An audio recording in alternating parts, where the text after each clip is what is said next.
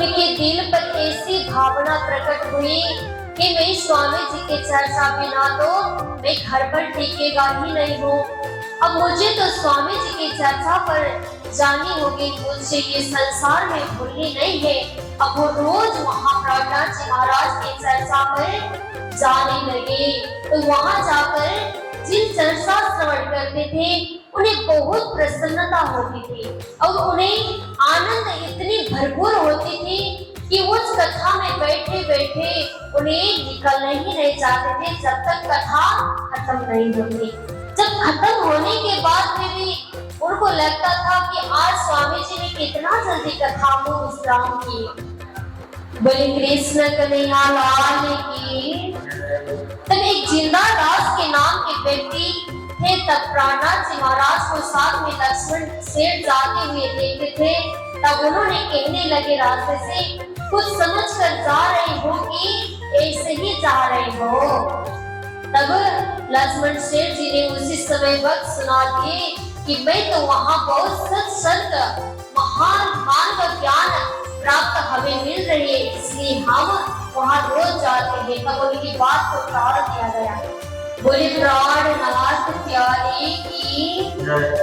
तब एक बार प्रहलाद जी महाराज ऐसी दृष्टांत दे रहे थे जिनको मार्कंडेय ऋषि की दृष्टांत दे रहे थे। आज ब्रजराज की लीला उन्हें पूरी तरह श्रवण करवा रहे थे।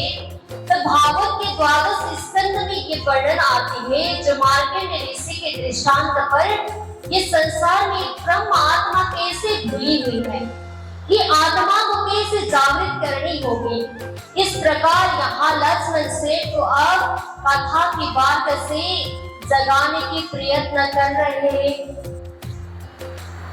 एक बार नरनारायण भगवान उस ऋषि पर मिलते हैं, पर ऋषि कहते हैं पूरा आध्यात्मिक होते हुए तुम्हें क्या चाहते हो ऋषि। पर नरनारायण भगवान से उन्होंने मांगा, अरे नरनारायण भगवान आपकी तो बहुत बड़ा अचंभ के माया है, मैंने ये सुना है, पर आप उस माया पर मुझे भेज दीजिए तो एक बार मैं उस माया को देखने जाता हूँ।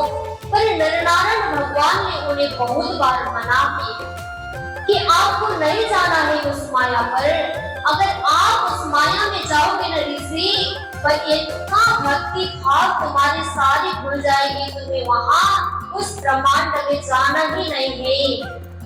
पर ऋषि ने पूरी तरह ऐसी जीत किए कि हमें जाना है, हम वहाँ माया में जाकर हमारी भक्ति हमारी श्रद्धा को नहीं भूलेंगे। आपके ऊपर हमेशा मेरा याद भी रहेगा और मेरे अंदर जो याद है ना, आपको मैं कभी भी नहीं भूल सकता, चाहे जैसा भी माया हो।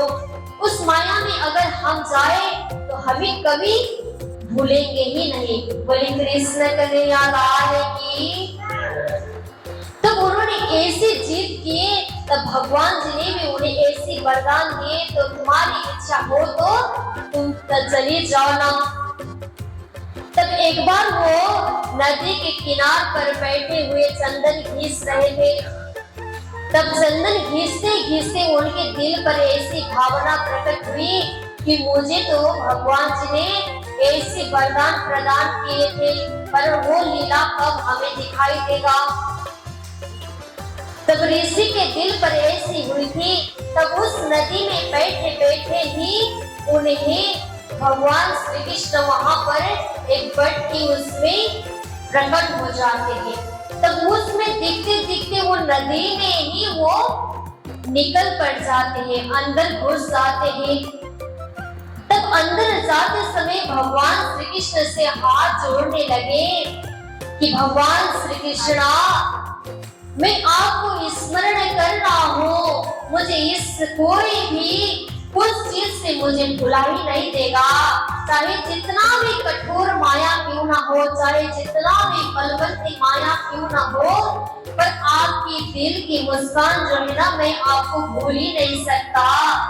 बोले कृष्ण कन्हैया लाल की। पर बाल मुकुंद जी की एक श्वास में वो पेट पर पहुंच जाते हैं, पर वो पेट के ब्रह्मांड में पहुंच जाते तब उन्हें फिर एक बार मुकुंद जी श्वास लेते तो फिर वो संसार के ब्रह्मांड में पहुंच जाते हैं कि उनके सामने वो नदी के किनारे पर एक स्त्री के रूप में ऋषि तो परिणत हो जाते हैं।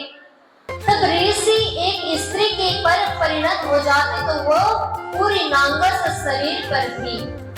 तब वहां एक धोबी पूरी सारी वस्त्र इकट्ठा करके वहां पर पहुंच जाते।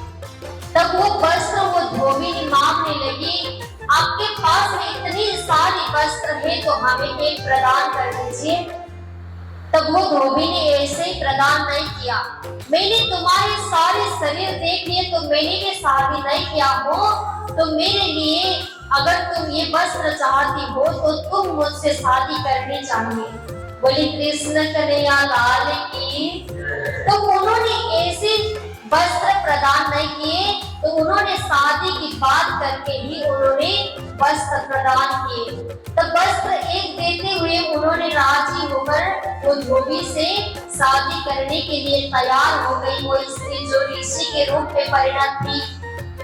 देखियो ऋषि थे पर आज संसार में रहकर क्या हो गए, एक स्त्री के रूप में परिणत होकर आज वो धोबी से शादी कर रही है। तो वो स्त्री के भेष में आप उनको तो जन्म किसका मिला, स्त्री का मिला, तो अब वो घर लौट जाती अपना, तो संसार की पूरी कार्य बंधन उन्हें पूरा इकट्ठा किया जाता है।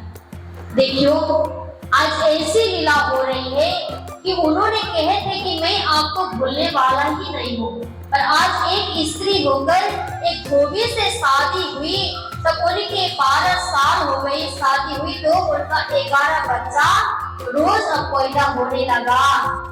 देखो 12 साल में 11 बच्चे होना बहुत बड़ी बात है, एक बच्चे को पालना बहुत मुश्किल हो जाती है। तब यहाँ तो 12 साल में 11 बच्चे पैदा हुए। तब स्त्री के मन में लगने लगा कि इधर भी बच्चे उधर भी बच्चे, बहुत परेशानी झेलनी पड़ी उन्हें। तब ऋषि की एक दिन भगवान देख रहे थे, तब धोबी तो अपने काम में पूरी कपड़ा धोने के लिए अपना काम धंधा करना पड़ता था, तो 11 बच्चे को तो पालन पोषण करने के लिए ही रोज अपना काम पर जाना चाहिए।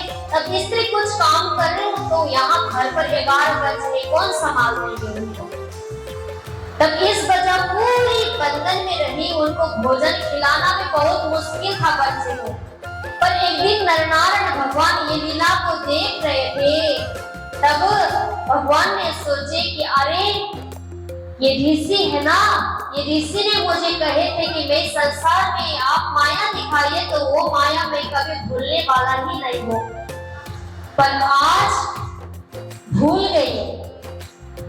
तब मैं आज एक ब्राह्मण बन के उनके घर में भीख मांगने जाऊं। तब भीख मांगने के लिए साधु बन के वहां नरनारायण भगवान प्रकट हो जाते हैं। तब धोबिनी को कहते हैं, अरे धोबिनी हे स्त्री, तुम्हारे पास फुर्सत हो तो कुछ मेरी बात को श्रवण करो। तब धोबिनी कहती है, अगर तुम यहाँ ब्राह्मण बन के आए हो तो मेरे घर पर एक अनाज भी नहीं है, मैं तुम्हें कैसे दूं? तो ब्राह्मण को सीधा भी तो देना चाहिए, पर धोबिनी के घर में आज सुबह शाम क्या खाऊं ऐसा भी बहुत मुश्किल था। तो उनके घर पर कोई दान करने की चीज ही नहीं मिली। तो 11 बच्चे थे, जब तक मेरा पति घर लौटेगा तब अनाज खाऊंगा, तब अनाज पाएगा कि रोटी मेरे बच्चे को खिलाए जाए, ऐसी उनके भाव में था। पर ऋषि वहां अब प्रकट हुए। देखियो अब उन्होंने फिर कहने लगे, मुझे कुछ दान नहीं करना, पर मेरी एक कथा श्रवण करनी हो। तब उन्होंने कही, मेरे इतने 11 बच्चे हैं तो मैं आपकी कथा श्रवण कर नहीं पाऊंगी। अगर आपको कथा श्रवण करवानी होगी तो मेरे पतिदेव वहाँ घाट पर होंगे कि वहाँ आप जाइए तो वो बैठे बैठे काम भी करेंगे तो कथा भी श्रवण कर लेंगे। पर फिर ऋषि उस धोबी के पास में गए तो वो धोबी ने कहा, मैं यहाँ काम करते करते आपका बात सुनने वाला घर पर है, तभी उसका काम कुछ नहीं है, बच्चे लेकर बैठी है, पर जाइए उनके पास में जाकर कथा श्रवण करवाइए।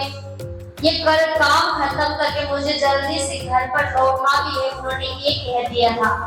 पर फिर ऋषि आकर उनसे कहने लगे, अरे तुम्हारे पति तुम्हारे पास पहुंचाता मुझे, तो तुम पति के पास में पहुंचाती हो, मैं किसके पास में रहकर ये कथा सुनाऊं, मुझे तो जैसे भी कथा तो सुनानी है। तब ऋषि ऐसी अब स्त्री के रूप में जब वो ब्राह्मण की बात सुनने लगे, तब वो तो अपना ही घटित घटना था।